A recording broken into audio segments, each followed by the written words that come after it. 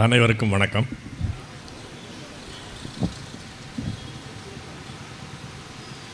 திருச்செந்தூர் கோயிலில் தமிழில் குடமுழுக்கு நடத்த வேண்டும் என்பதை வலியுறுத்தி இந்த கூட்டம் நடைபெறுகிறது. முன்னாலே இது பற்றி விரிவாக சொல்லியிருக்கிறார்கள். இன்னும் பல பேருக்கு இந்த திராவிடம்தான் தமிழுக்கு அரண் என்று கருதி கொண்டிருப்பவர்கள் இருக்கிறார்கள். ஆனால் திராவிடம் ஆரியத்தினுடைய படை, ஆரியத்திற்கு அரண் என்பதை நடைமுறையில் அவர்கள் மெய்ப்பித்துக் கொண்டிருக்கிறார்கள் இந்த ஆட்சியாளர்கள். இது ஏதோ சேகர் பாபுவினுடைய அறியாமையோ அடாவடியோ மட்டுமல்ல, ஸ்டாலின் சொல்வதை செயல்படுத்துகிற இடத்தில் சேகர் பாபு இருக்கிறார். அவர்கள் தமிழில் பேசுவார்கள், அக்கரகாரத்தோடு அனுசரித்து போவார்கள். அதுதான் அவர்களுடைய வழிமுறை. நான் சொல்வதற்கான காரணம் இருக்கிறது. நீங்கள் தமிழில் சொல்லுகிற போது, தமிழில் வழிபாடு நடத்த வேண்டும், தமிழில் அர்ச்சனை செய்ய வேண்டும் என்கிற போது அவர்கள் சொல்வார்கள், காலங்காலமாக ட்ரெடிஷன் என்ற ஒரு வார்த்தையை அரசமைப்பு சட்டம் சொல்லுகிறது என்பதெல்லாம் சொல்வார்கள்.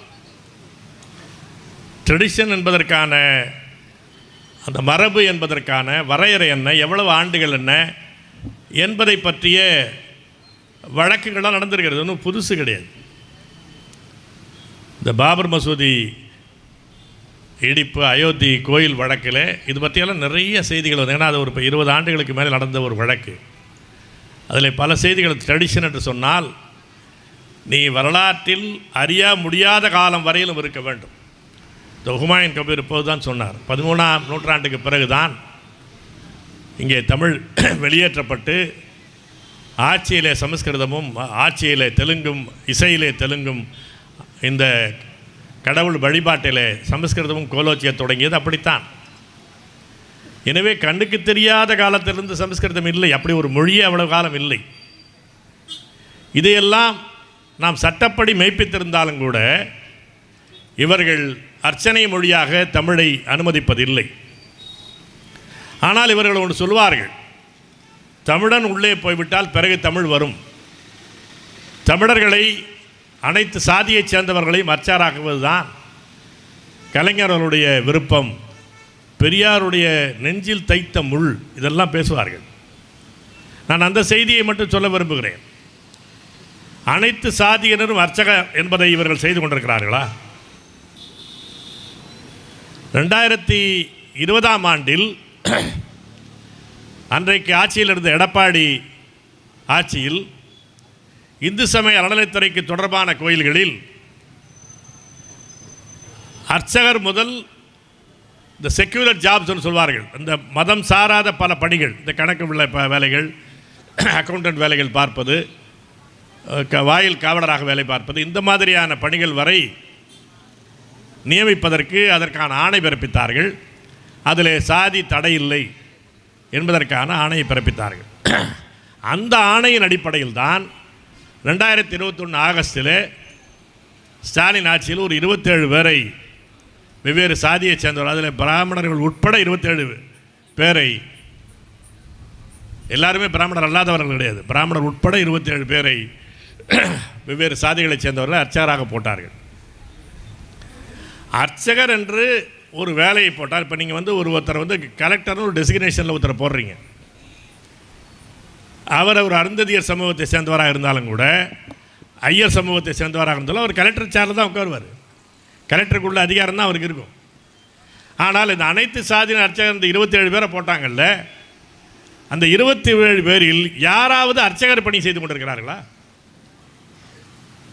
அர்ச்சகருடைய சம்பளத்தை வாங்குவார்கள், அர்ச்சகர் என்ற டைட்டில் இருப்பார்கள். அவர்களெல்லாம் அந்த மடப்பள்ளியில் உட்காந்துட்டு இருப்பான், வெளியில் உட்காந்துட்டு இருப்பான். போய் நாங்கள் பார்க்கிற போது அது ஒவ்வொரு இடத்திலும் சந்திக்கிறோம். அமர்த்தப்பட்டவன் கூட அர்ச்சகர் பணியில் இல்லை, அர்ச்சகர் என்ற டைட்டில் இருக்கிறான், அவ்வளோதான்.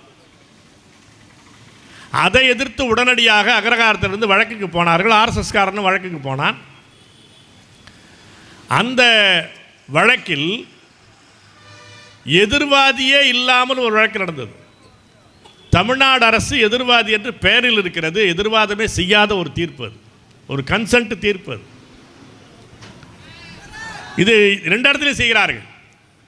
நீங்கள் பெருவுடையார், தஞ்சை பெருவுடையார் கோயிலில் தமிழில் அர்ச்சனை செய்ய வேண்டும் என்று நாம் வழக்குக்கு போகிற போது அன்றைக்கு இருந்த அதிமுக ஆட்சி என்ன செய்தது? நான் சமஸ்கிருதம் தமிழ் 2லையும் செய்கிறோம் என்று சொன்னார்கள். அதையே நீதிமன்ற உத்தரவாக அவர்கள் போட்டார்கள். இதுக்கு பேர் கன்சென்ட் ஆர்டர்னு பேர், ஒத்திசைவான உத்தரவு. அதே போல அனைத்து சாதியினர் அர்ச்சகராக கூடாது என்பதற்கு ஒத்திசைவான ஆர்டர் தான் வந்தது. அது பல பேர் கவனிக்கவில்லை. அவர்கள் போய் இந்த ஆகமத்தில் தடை இருக்கிறதுன்னு சொன்னார்கள். முன்னாலே மூங்கிலடியார் கூட ஆகமத்தை பற்றியெல்லாம் பேசினார்கள். ஆகமத்தில் மிக பெரும்பாலும் இல்லை. ஒரு விசித்திரமான நிலை இந்த வழக்கை பொறுத்தளவில்.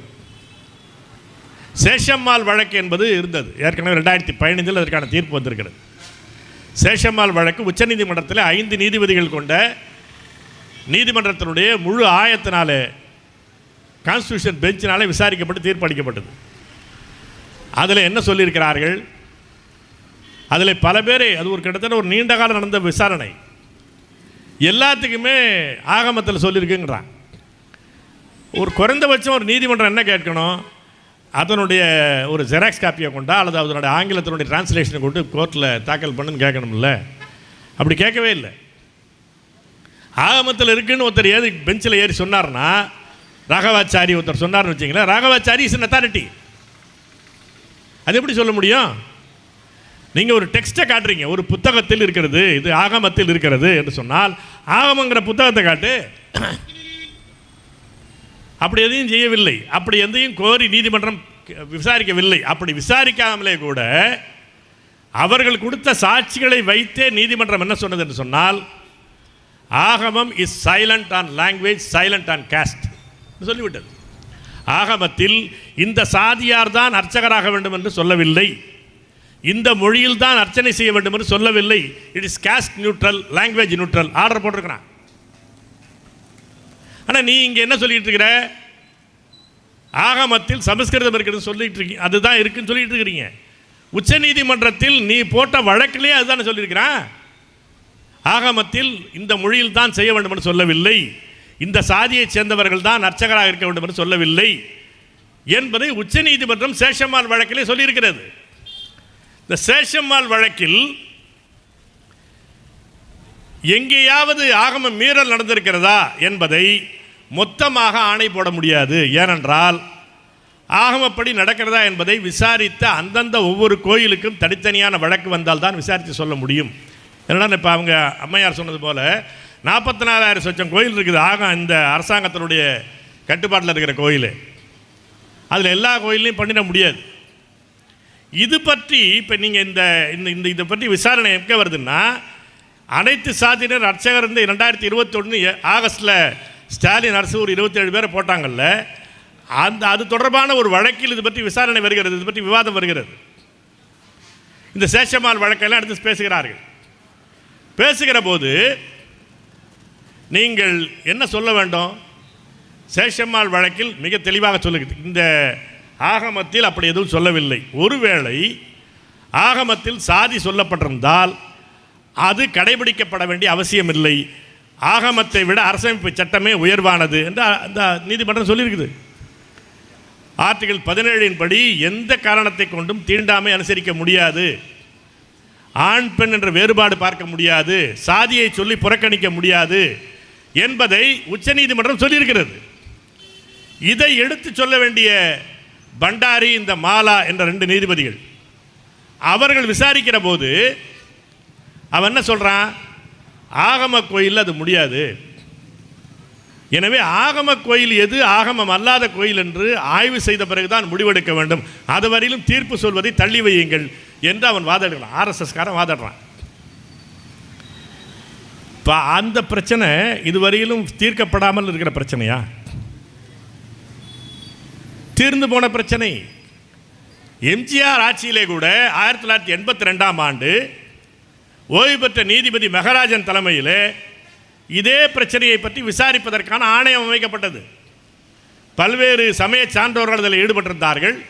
பல்வேறு எல்லா இந்த ஆரியம் சார்ந்த சமய சான்றோர்களுடன் கூட விசாரணை நடத்தப்பட்டது.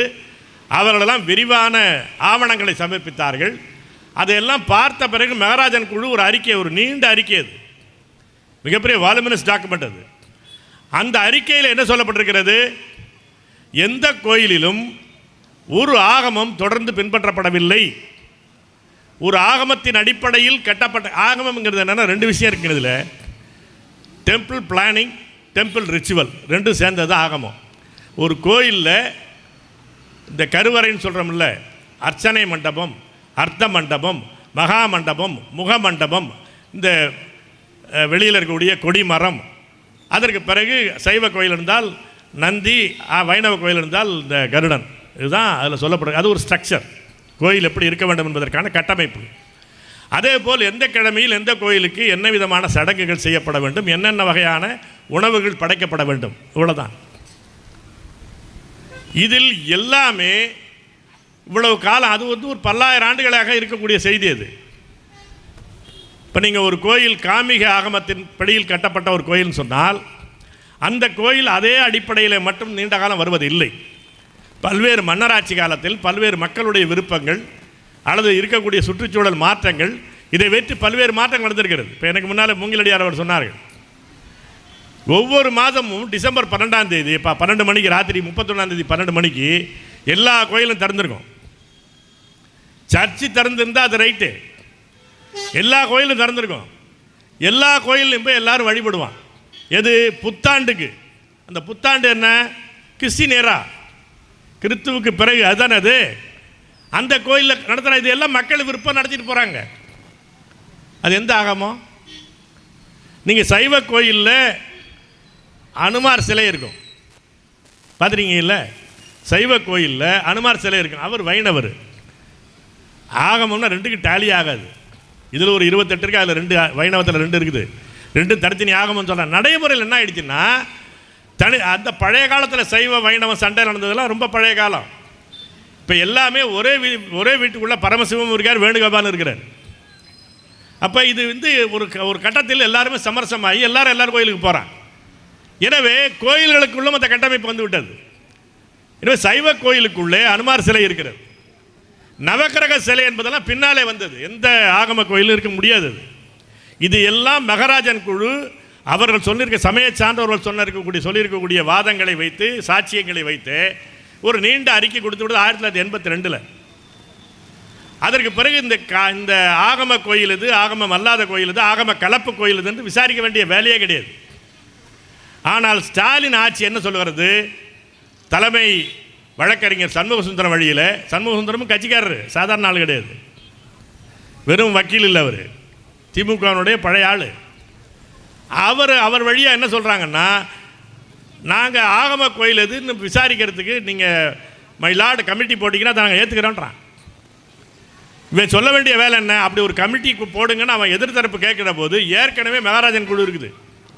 அதன் பிறகு கலைஞர் ஆட்சியில் ஏகே ராஜன் குழு இருக்கிறது. அந்த ஏகே ராஜன் குழுவில் இந்த இந்த திருப்பெரும்புதூருடைய ஜியர் இருந்தார், பேரூர் ஆதீனம் இருந்தது. இந்த சமஸ்கிருதம் தான் உயர்வான மொழி, தமிழ்லாம் வெளியில் பாடுற மொழின்னு சொல்லக்கூடிய ஆதீனங்களும் இருந்தாங்க. அதில் அந்த குழு சேர்ந்து விசாரித்ததில் அதுலேயும் என்ன சொன்னாங்க? ஆகம கலப்பு நீண்ட காலம் நடந்து விட்டது. எனவே ஒற்றை ஆகமத்தின் அடிப்படையில் எந்த கோயிலும் கிடையாது. எனவே நடைமுறையில் சைவர்களை சைவ கோயிலில் அர்ச்சகராக வையுங்கள், வைணவர்களை வைணவ கோயிலில் வையுங்கள், அவ்வளோதான். மற்றபடி எந்த வித பாகுபாடும் காட்ட முடியாது. இவன் குறுக்க வந்து கோத்திரம்னு சொல்கிறான். கோத்திரம் என்பது தமிழர்களுக்கு கிடையாது. இப்போ நம்மால் ஒன்றுமே இருக்காது, 1/2 ஏக்கர் இருக்குது, மிராசுன்னு ஒன்று போட்டுக்குவான் தெரியுமா பத்திரிக்கையில்? அவர் மிராசு போட்டுக்குவார். அவர் ஊரில் சொல்லிக்கிறதுக்கு ஒன்றும் அவர்கிட்ட ஒன்றும் இருக்காது. ஒரு 1/2 ஏக்கர் வச்சுருப்பார், அது இன்னார் பேர் மிராசுன்னு போட்டுக்குவார், அப்புறம் ஜாதி பட்டம் போட்டுக்குவார். அதில் வந்து இந்த கோத்திரம்லாம் எழுதியிருப்பார், கௌசிக கோத்திரம், கௌடின்ய, அப்படிலாம் தமிழர்களுக்கு கிடையாது. அது ஆரிய கோத்திரம், அது ரிஷிகள் பேரால் வரக்கூடிய கோத்திரம். அந்த கோத்திரத்தின் அடிப்படையில் தான் அர்ச்சகர்கள் நியமிக்கணும்னு சொன்னால் தமிழர்களை நியமிக்கக்கூடாதுன்னு அர்த்தம். இப்போ சேஷம்மாள் வழக்கில் அதையெல்லாம் சொல்லிட்டாங்க. இப்போ நான் எதுக்கு சொல்ல வரேன்னா, ஆரியமும் திராவிடமும் எதிரெதிர் முகாமிலே இல்லை. ஆரியத்திற்கு அரசு அரணாக திராவிடம் இருக்கிறது. இந்த தீர்ப்பே சான்று. 2 பேரும் கன்சென்ட். அதில் 2 பேருமே சேர்ந்து என்ன சொல்கிறான்னா, அனைத்து சாதிரியர் அர்ச்சகர் என்பதில் இப்போ விட்டுருவாங்க. ஆகம கோயில் இது, ஆகம கோயில் அல்லாதது இது அப்படின்னு பார்ப்போம். முதல்ல எந்த கோயில், அடுத்து அதுலேயே சப் ஆர்டர் போடுறான். சப் கிளாஸ் என்னென்னா, எந்த கோயில் எந்த ஆகமத்தின் படின்னு முடிக்கவே முடியாது. ஏனென்றால் ஆகம கலப்பு நடந்து பல நூற்றாண்டு ஆகிவிட்டது. காமிக ஆகமத்தின் அடிப்படையிலான கோயிலில் கர்ணிக ஆகமம் இருக்கிறது. கபாலீஸ்வரர் கோயிலை காட்டுறான், ஸ்ரீரங்கம் கோயிலை காட்டுறான். எல்லாத்திலையும் கலப்பு நடந்த நீண்ட காலம் ஆயிடுச்சு அது. எனவே இன்றைக்கு ஒரு ஆகமத்தின் அடிப்படையில் ஒரு கோயில்னு சொல்லிட்டா, அப்படியானால் அர்ச்சகர் என்பது அனைத்து சாதியர் கிடையாது என்பதைத்தான் சொல்லாமல் சொல்லுகிறது திராவிட ஆட்சி. ஆனால் வெளியில் நினைச்சிட்டு இருக்கிறான்னா இது சூத்திரர்கள் ஆட்சி, ஒடுக்கப்பட்டவர்கள் ஆட்சி. அப்படிலாம் ஒன்றும் கிடையாது. இவர்கள் சற்சூத்திரர்கள். பிராமண ஆரியத்திற்கு தொண்டாற்றுவதிலேயே பெருமைப்படக்கூடிய சற்சூத்திரர்கள் இவர்கள். அதன் மூலமாக பதவி கிடைக்கும், அதன் மூலமாக பெருமை கிடைக்கும் என்பதற்காக செய்கிறார்கள். எனவே தான் நம்ம இவர்கள்ட்ட சொன்னால், இப்போ நம்ம பல பேர் இன்னும் கூட நான் சொல்லிட்டு இருக்கிறாங்க, ஸ்டாலின்கிட்ட போய் நீங்கள் நேராக ஒரு தடவை பார்த்து சொல்லிட்டீங்கன்னா, நேராக பார்த்து அவர்கிட்ட நம்ம பேசுகிறது அவருக்கு புரிய போதானே. அவருக்கு ஒன்றுக்கும் அவருக்கு சாப்பிடலாமான்னு கேட்குறதுக்கு பிட்டில் வேணாத்த எழுதி தர வேண்டியிருக்குது. ரொம்ப ரொம்ப தெளிவான ஆள். ஒன்றும் புண்ணாக்கம் கிடையாதுங்க. அவங்கெல்லாம் ஒரு குடும்பம், அந்த அப்படியே வந்துட்டாங்க. ஒன்றும் தெரியாது, ஒன்றும் தெரியாது. நான் தெரியாதுங்கிறத தெரிஞ்சு நான் சொல்கிறேன். சும்மா நான் ஏதோ காழ்ப்புணர்ச்சியை சொல்லலை. நீங்கள் கூட இருக்கிற ஐஏஎஸ் ஆஃபீஸர் யாராவது தரப்பி பேசி பாருங்க, அவர் பாவம் கண்டு போயிடுவான். சும்மா உண்மை கிடையாது. அதனால் என்ன ஆயிடுச்சுன்னா, அந்த நீங்கள் இன்றைக்கே பாருங்கள், ஒருத்தன் தகவல் அறிவு உரிமை சட்டத்தில் கேள்வி போட்டு வாங்கி வச்சுருக்கிறேன். என்ன, தமிழ்நாட்டினுடைய ஐஏஎஸ் அதிகாரிகளில், ஐபிஎஸ் அதிகாரிகளில் 90 விழுக்காட்டுக்கு மேலே வேறு மாநிலத்துக்காரன். இப்போ இவன் தான் இவருக்கு பக்கத்தில் உட்காந்துட்டு இருக்கிறான். என்னத்தை பண்ணிடுவான்? இவர் சொல்படி தான் அவர் நடந்துக்கிட்டு இருக்கிறாரு. இவருக்கு என்னென்னா, கல்லா காட்டுறதுக்கு படம் வந்துச்சுன்னா அதில் இடைஞ்சிருந்தால் மட்டும் இவருக்கு விவரமாக தெரியும். அதை தவிர அதுக்கெல்லாம் வழி ஏற்படுத்திட்டானே, நீ எது வேணாலும் பண்ணிட்டு போ, அது என்ன பிரச்சனை இருக்குது? எனவே இந்த ஒரு ஆரியமும் திராவிடமும் ஒரு அணிவகுப்பில் எல்லா இடத்திலும் இருக்குது. அது ஒவ்வொரு துறை சார்ந்து சொல்ல முடியும். வேலை வாய்ப்பில், தொழில் வாய்ப்பில், தொழில் கொள்கைகளில் எல்லாவற்றிலும் சொல்ல முடியும். மோடி ஆட்சியினுடைய தென்னக பதிப்பு தான் திராவிட ஆட்சி. ஆரிய மாடலுடைய தென்னக பதிப்பு தான். அது ஒரு கொஞ்சம் வெள்ளையாக இருக்குது, இது ஒரு கருப்பாக இருக்கணும். ஒரே மாடல் தான். நீங்கள் ஆரிய வெள்ளைக்கு கருப்படிச்சு விட்டுட்டீங்கன்னா அது ஸ்டாலின் ஆட்சி. ஆனால் வெளியில் தெரியாமல் அதை பேசிட்டு இருக்கிறதுக்கு நம்மால் பல பேர் இருக்கிறான். அது பிஜேபி உள்ள பூத்துரும் அப்படி சொல்லிட்டு இருக்கிறான். பிஜேபி தனியாலும் போக வேண்டியதில்லை, இவர் வழியாகவே வந்துடலாம். இதை கொடுக்குறான்ல, 10 நாள் கோயிலை செயற்கையாக ஒரு இதில் திடலில் உருவாக்கிக்கிட்டு அங்கே வழிபாடு நடத்தலான்றான். இங்கே உள்ள கோயிலுக்கு தமிழில் நடத்து என்பதற்கு, இப்போ நீங்கள் தமிழில் நடத்த தடை செய்கிறவன் ஆரியம், தமிழில் நடத்து என்று கோரிக்கையே தடை செய்கிறவன் திராவிடம். 2 பேரும் ஒன்று தானே. எனவே இதில் இந்த திராவிட மயக்கம்லாம் யாருக்கு இருக்க வேண்டிய அவசியம் கிடையாது. தமிழ் தேசியம்தான் அனைத்திற்கும் விடுதலை. நன்றி, வணக்கம்.